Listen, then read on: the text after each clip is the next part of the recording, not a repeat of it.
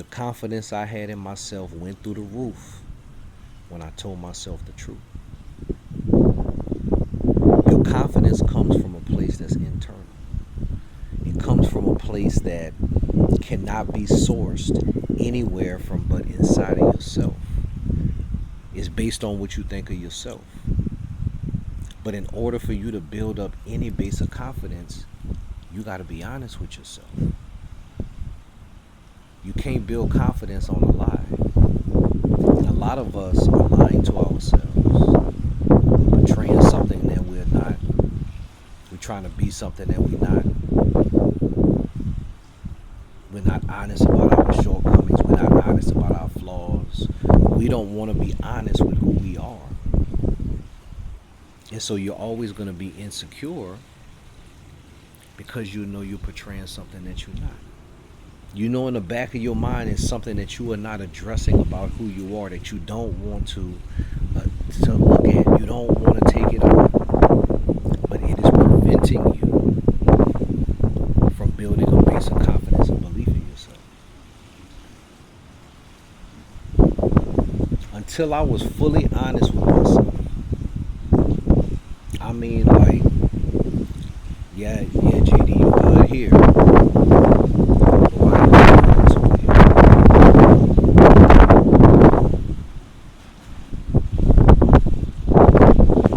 You doing this right. But why you slacking over there? Why you not doing that? Why are you doing that? You're strong in this area. But you know you're weak over here. Until you are fully accountable to yourself, you will not grow.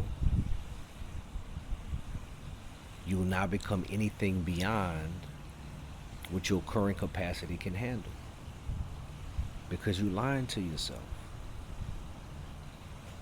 Until I became fully truthful with who I am, I had insecurities.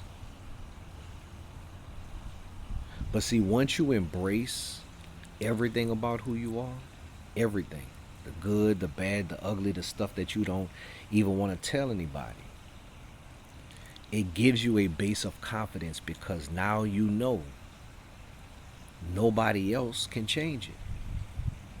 You in control. You can't call nobody.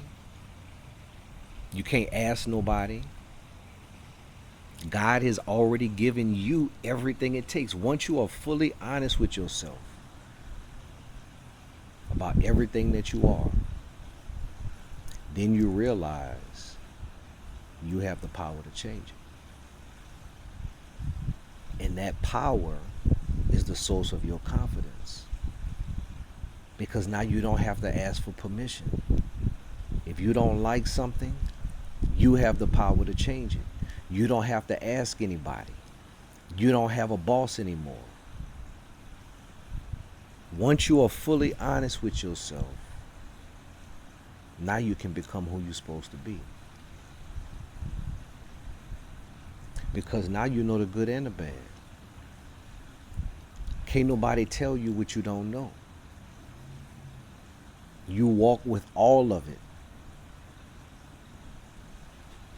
And you're not insecure about it because you've already addressed it. Everything that is in your control, you have the power to change. If it's not in your control, then that's the way God made it. And that's the hand you gotta play.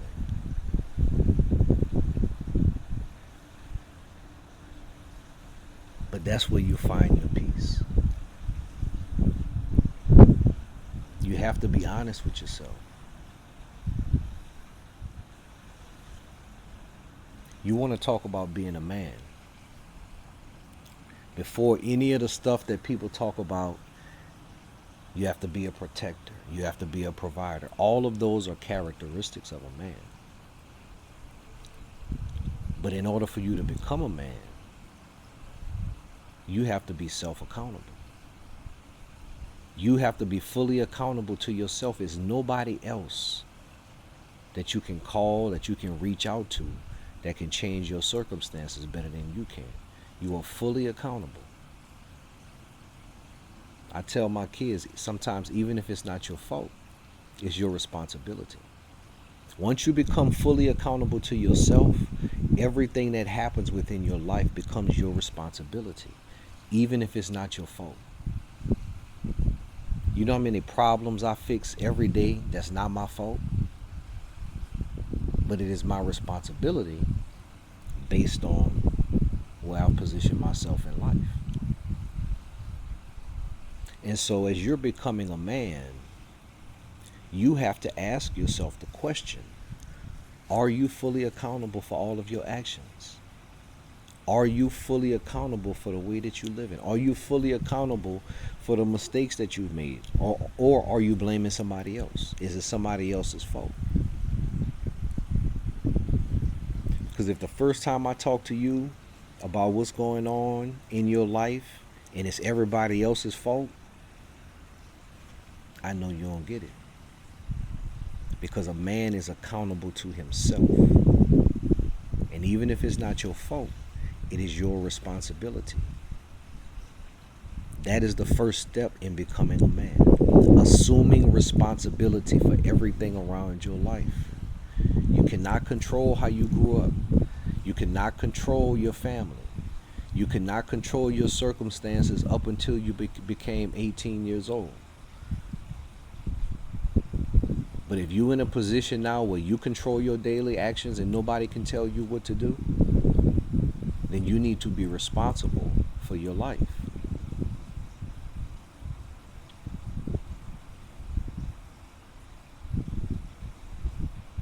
Even if it's not your fault, it is your responsibility. Once you assume that mindset, you have all the power. You assume responsibility for changing your circumstances because can't nobody else do it. If you don't change your circumstances, you only have one person to blame. That's the most powerful position to be in. That is the position of a man. I am accountable for my actions. How the actions of others affect me, I'm responsible for my reaction. It's a lot of things that's been done to us. I get it. A lot of things that have happened in our community, a lot of things that have happened in our families, a lot of things may have happened to you personally. Many of those things are out of our control.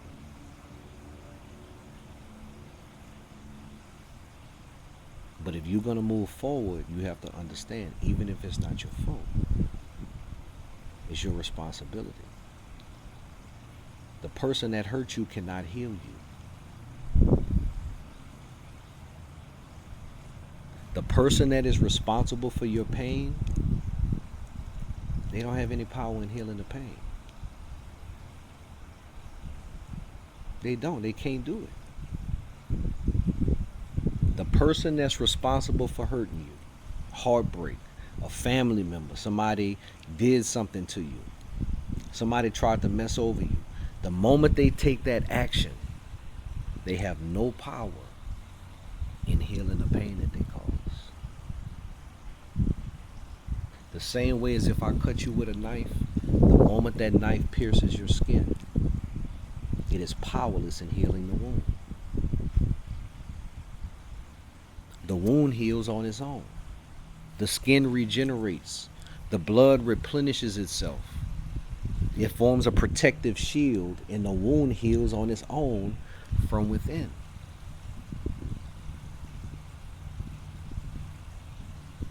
And so if somebody has hurt you, the only way that you're going to heal is from within.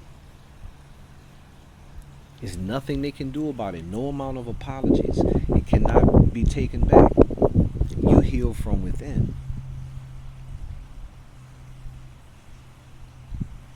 And for a lot of us, that healing starts with forgiveness. If we learn how to forgive, it would take us so much further. And I'm not saying to be weak, but I'm saying to forgive.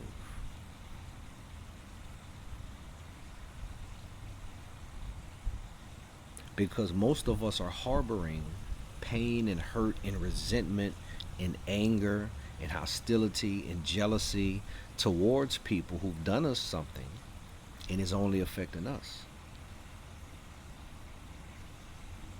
And so you have to be able to take that energy and redirect it.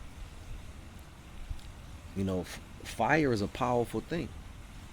It can heat your home or it can burn it down depending on how you use it. And so you have to redirect that energy into success, into investment in yourself. You know how many people have done me wrong? People that have messed over me, people that owe me money, people that have talked about me and just made up straight up lies. For whatever reason, they just decided, I'm going to just try to bring him down. But I don't hold any hostility towards it because for me, it shows a weakness in them and not in me. And so the best thing I can do is continue success. And I forgive them for whatever they going through that made them feel like they had to do that. I don't hold any hostility towards them. But that frees me to give my energy to things that are going to keep moving me forward. If it's time for them to pay for what they did, they're going to get it. I'm not even worried about it. Because the person that hurt me can't heal me. It's nothing that they can do. It's all on me to redirect my energy. And so stop allowing people to steal your energy because it's not even worth it. It's really not worth it. I mean, I could just go on a list of people that have tried to do stuff to me, but they're not going to stop my shine. I know my purpose. I know why I'm here. And so, you know, the way I feel about it is if my enemy is not man or woman enough to look me right in my eye and let it be known, then I have an advantage over them anyway. That's why they got to be covert. So, you know, I'm hoping this helps people just move past things that's holding them back. You know, because a lot of times we wondering why things aren't working. We wondering why things ain't going right, why we got the work ethic, we got the talent, we got everything that we need, but you got this negative energy, you got this resentment, you got this hate, you got this anger for somebody or something that is holding you back. And until you let that thing go, you're not going to move forward. You got everything that you need right there. The talents, the gifts, the work ethic, the energy, the ideas.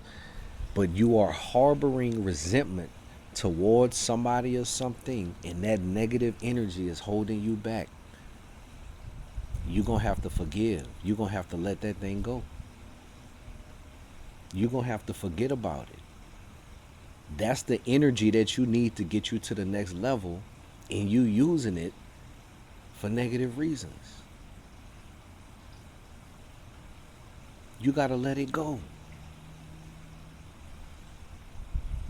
I'm telling you, I work in a corporate environment. I'm pretty much the only man that looks like me in my environment. None of my conflict or confrontation is direct. Nobody's ever going to come at me directly and tell me they have a problem. They just not going to do it. I mean, I'm 6'2", I'm muscular, I am not shy about speaking my opinion. You know, I'm very successful in what I do. You know, I have a lot of respect in my office. Nobody's going to come at me directly. So all of my conflict is indirect. So I know how the mind games happen. I can tell you story after story, about racism. One day I'll talk about some specific experiences and how I dealt with it, but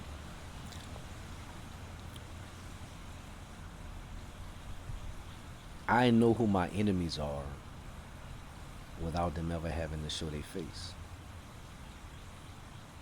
I know who the people who don't like my success or don't like the way I, walk in the office confident. I know that. It's not gonna ruin me. It actually makes me walk more boldly because I know when I walk past them, they can't look me in my eye. I know who I am, so I can look my enemy in the eye. But that gives me the confidence because if you think you're better than me, I'm not shy about looking anybody in the eye that I know I'm better than. I'm not shy about confronting anybody I know I can defeat. And so when you have to come at me covertly, that tells me that you know that I'm better in head to head competition. And so now all I have to do is outthink it and use your contempt against yourself.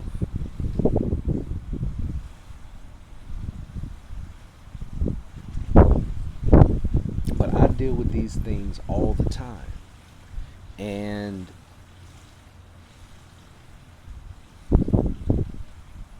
it gives me it gives me more confidence because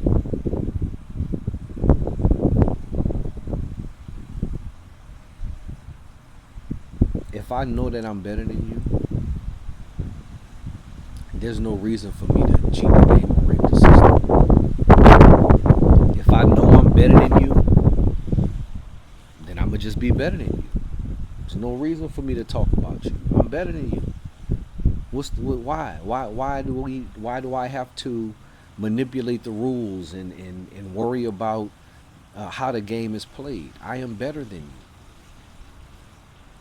you. And so when people think that they're better than you, but they want to skew the rules in their favor, they want to change things to their benefit, that tells me that they actually feel inferior. And that inferiority is what drives them because they fear direct competition. They fear a level playing field.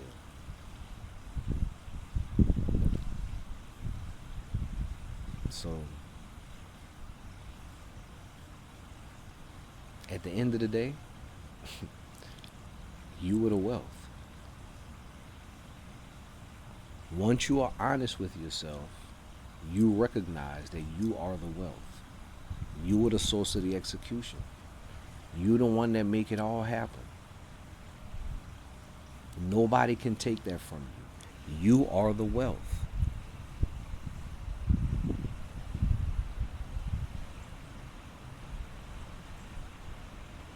You are the sum total of all of your habits, abilities, gifts, ideas, disciplines, and inclinations. And once you tap into that, you're unstoppable. I'll holler at y'all later.